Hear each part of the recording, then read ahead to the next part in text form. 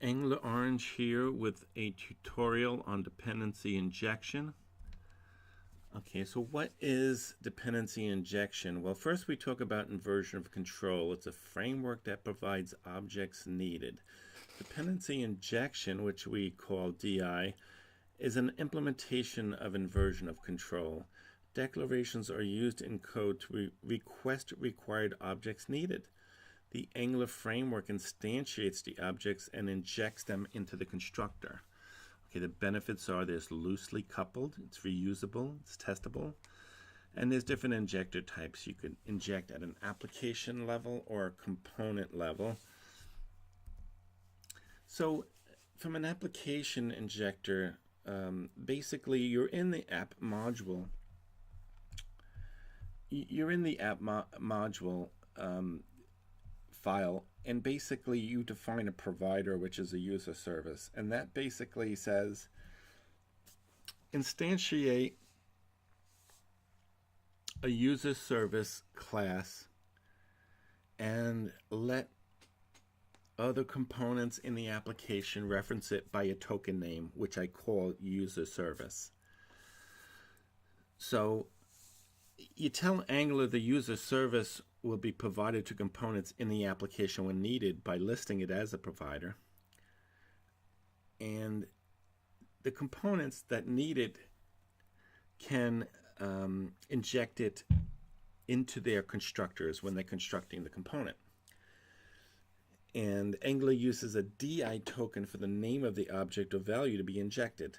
So in other words, in this particular scenario, by default, the username with a capital U and a capital S will be the token name that can be injected into the constructor. The class used that's instantiated to represent that token name by default is user service class.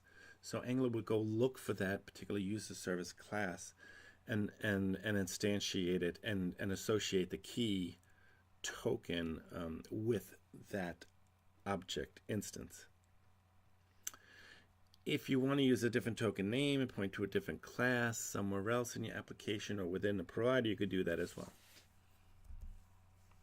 Okay, so for example, a component injector, I could tell Angler that mobile service can be injected by the component by listing it in the component annotation as a provider. So in my component annotation, I say providers and I say mobile service. And therefore, my mobile component can inject mobile service using the constructor. And that's the only place it can inject it, is in the constructor. But and mobile service can be defined globally within the app module and be pointing to a different implementation of a class. But this particular component is going to look for the mobile service class, instantiate it, and inject it into its constructor. And that's the component injector in Angler that does that. Okay, so you say providers is mobile service. It's shorthand for provide mobile service token and use this mobile service class.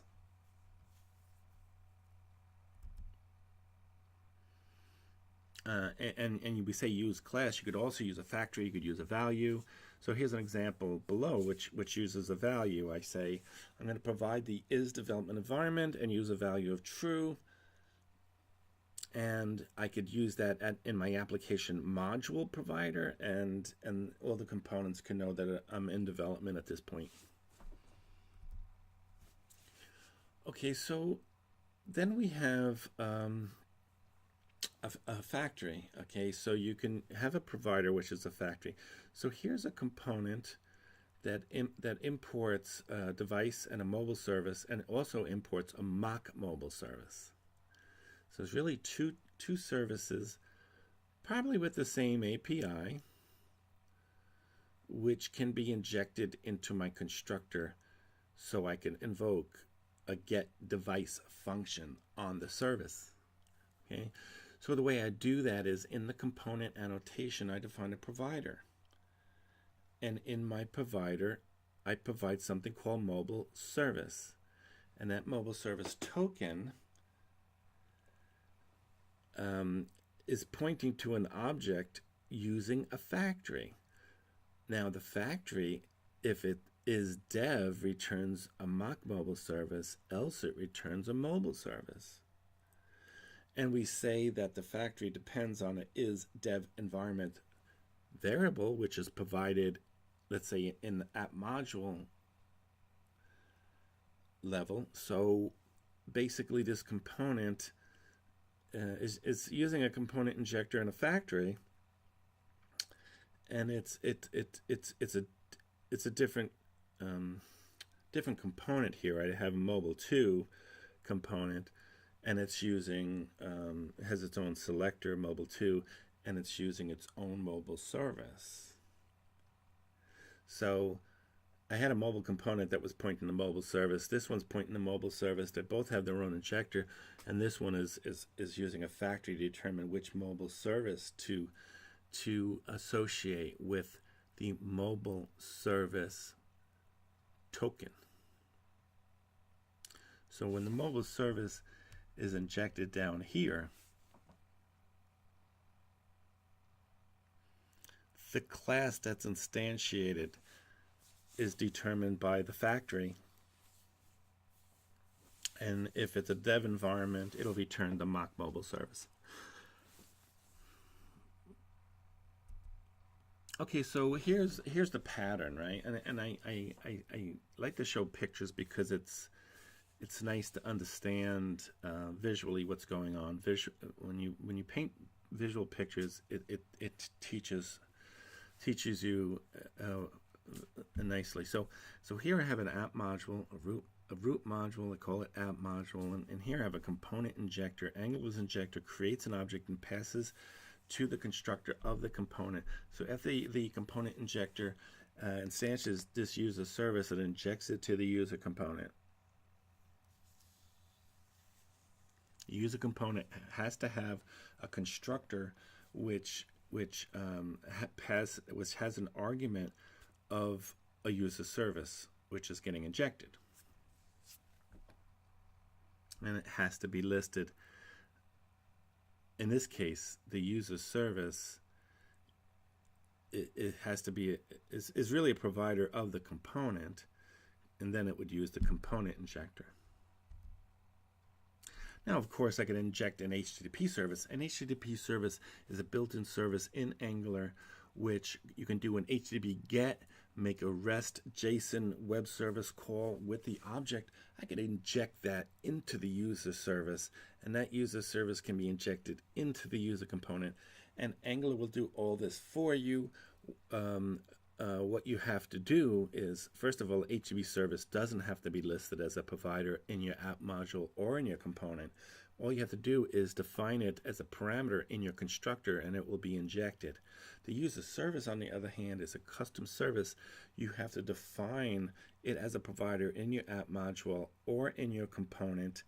And in this case, we're talking about a component, and so the component annotation has to have a provider pointing to the user service token, and if that's the case, my user component can have a constructor with an argument of user service, and therefore Angular will do all of this stuff with instantiating objects and building this relationship between the objects, so the user component can call user service, and user service can call HTTP service to make a web service call. And then, of course, there's the other pattern that we looked at was sort of like a test. You're testing a component, and you're either in development mode or production mode, and you could point to different services, even though you're referencing a token. Okay, so the token is called my service, but my service can be pointing to mock service or real service, depending whether you're in dev or production. And so there's different ways to do that.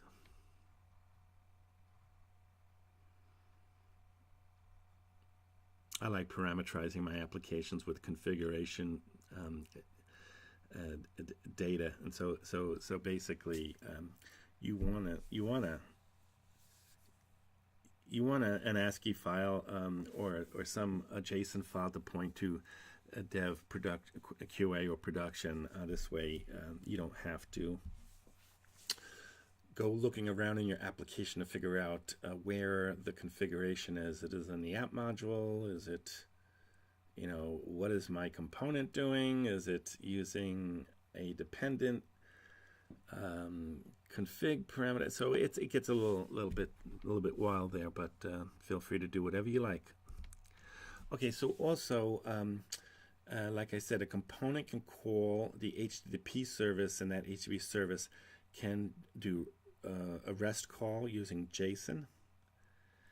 And so it's okay to have a component, and in a constructor used an HTTP object to make a web service call, because the web service call won't get invoked until you actually subscribe to the result, depending on which object you're using. But let's say you use an observable. HTTP is an observable. The call doesn't get made until you subscribe to it. But the bottom line is,